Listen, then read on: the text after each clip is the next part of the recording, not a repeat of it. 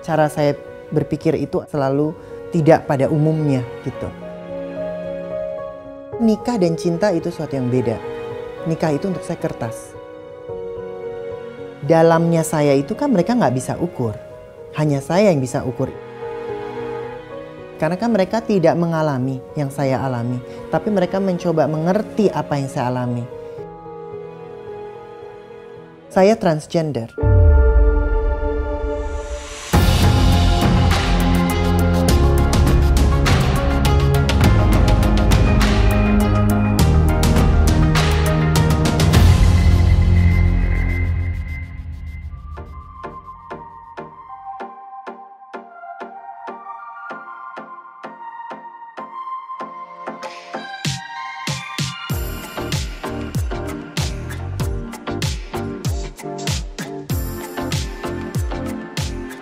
Oscar yang pasti unik, unpredictable.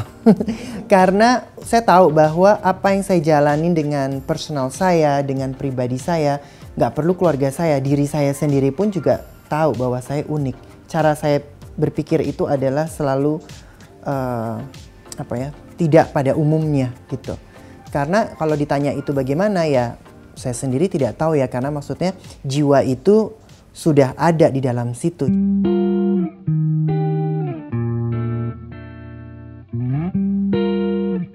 Saya tumbuh sebagai seorang yang feminin, itu pun kan juga social judgment juga ada. Nah, keluarga saya pun juga untuk menerima social judgment kan beda dengan saya gitu. Mungkin mereka dengan cara sendiri, saya dengan cara sendiri. Tapi kan mereka kalau ditanya juga, aduh ini apa sih, kenapa harus ada seperti ini sih, kan nggak enak untuk mereka secara kenyamanannya. Jadi keunikan itu banyak juga perbenturan dari mereka untuk mengerti saya gitu. Yang dimana saya sendiri juga pengertian ini memang perlu skill khusus, perlu itu.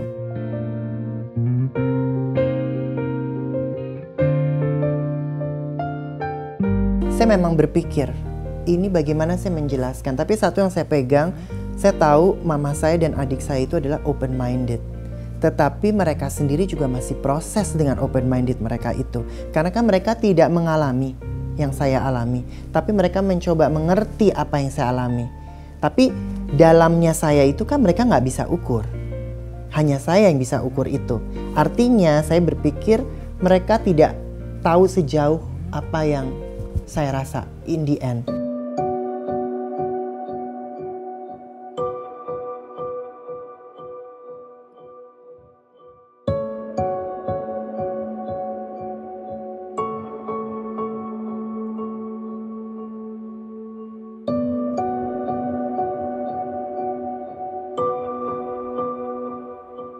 Kalau orang ngelihat kita kayaknya harmonis, perjalanannya nggak seperti itu. Pasti ada prosesnya untuk saling mengenal satu sama lain.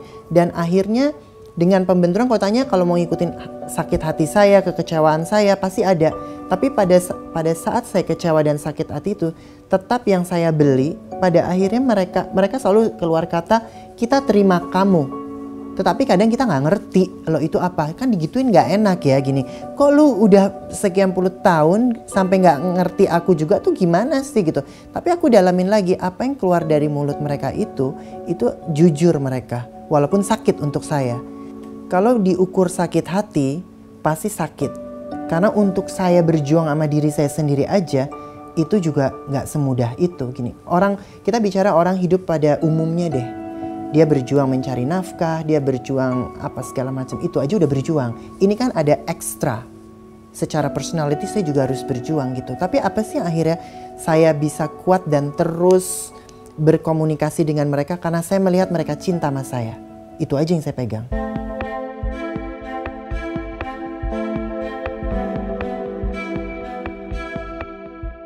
Kan kadang-kadang orang belum tentu selalu ngerti apa yang kita ceritain. Tapi untuk saya itu kita benahin lagi. Oh mungkin sudut pandangnya harus dari dia nih. Misalnya saya cerita ke Mario. Mungkin Mario orangnya lebih cuek, lebih rileks. Ngobrolnya mungkin tahu nih kalau ngomong sama Iyo nih begini aja nih caranya. Karena Iyo orangnya begitu. Tapi kalau sama mama saya, dia itu orangnya open minded tapi ada konservatifnya. Tapi ada kerasnya gitu. Nah cara ngobrolnya gimana ya? Jadi kita yang memang mempunyai special case ini, kita juga dituntut untuk lebih smart juga untuk berbicara sama orang, walaupun itu orang tua kita dan saudara kita. Pertama, menurut saya, pelajari dulu itu apa. Karena untuk saya, gay sama transgender itu different, beda. Kalau di sini kan dipukul rata. Mau gay, mau waria, mau apa, ada lagi cross dresser. Itu semua beda. Kalau di luar negeri, itu semua ada centernya, ada dijelaskan who you are gitu. Ada lagi bisexual juga ada loh gitu. Tapi kan bisexual belum tentu gay gitu. Jadi ini sama dunia ini, manusia itu ragamnya banyak sekali. Tapi kan kita hanya punya stigma laki perempuan harus begini, laki harus begini. Ternyata enggak. Jiwa manusia itu beragam, berwarna gitu. Tapi banyak orang yang memang dengan pemikiran yang tertutup, mereka menjalankan hidupnya, ya kalau laki begini. Tapi kalau rasa-rasa itu tumbuh, mereka nggak pikirin itu gitu. Ada yang baru tumbuh pada waktu mereka dewasa juga ada loh. Jadi kan memang proses hidup kita kan nggak tahu ya gitu loh. Kan kita bukan pohon gitu ya. Misalnya kita mau nanam apel, kita ambil bibit apel ya pasti tumbuhnya apel gitu. Kalau manusia kan enggak. Kita dengan proses hidup itulah dia tumbuh. Dan bagaimana kita mau menerima diri kita aja pada akhirnya.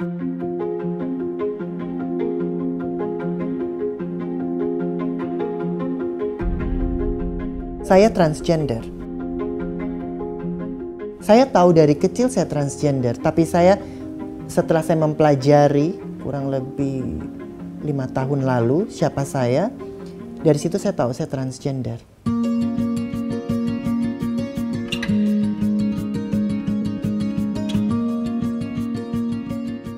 Itu untuk kertas untuk saya. Karena nikah dan cinta itu suatu yang beda. Nikah itu untuk saya kertas. Clear. Bahwa kita resmi ya, ada apa-apa lo support gue secara harta, gue gini, nafkah dan sebagainya. Clear, jadi dia ngerasa aman. Bahwa misalnya, tadi kalau gue udah ikut lo menafkahi gue dan sebagainya gitu. Tapi kalau bicara cinta, apa cinta itu perlu diamankan?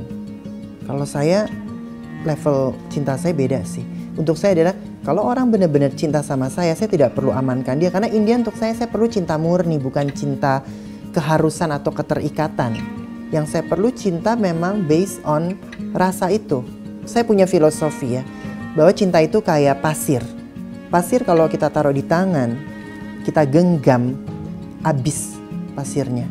Tapi kalau pasir itu kita taruh di tangan, kita diemin aja, sampai kapanpun pasir itu masih ada.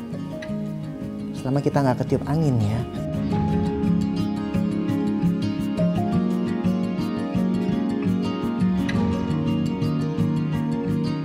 Cinta dulu, saya nggak bisa dibeli dengan materi. Saya cinta pertama, tapi once saya ada cinta, saya nggak akan ngajakin orang itu nikah. Nggak akan keluar dari mulut saya.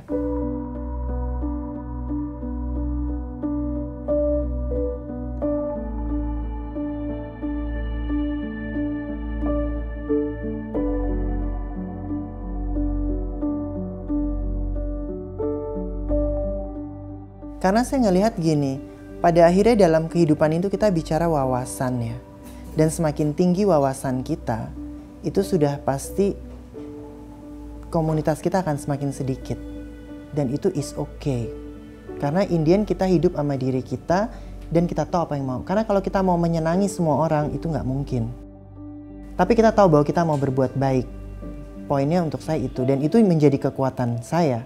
Karena pada waktu saya mau cerita sama keluarga saya, landasan berpikir saya itu adalah kalau gue diusir, gue siap.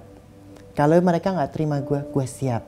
Tapi gue nggak akan benci mereka karena mereka belum mengerti. I hope suatu hari mereka akan mengerti. Dan itu kita jadi lebih peaceful ngejalanin hidup.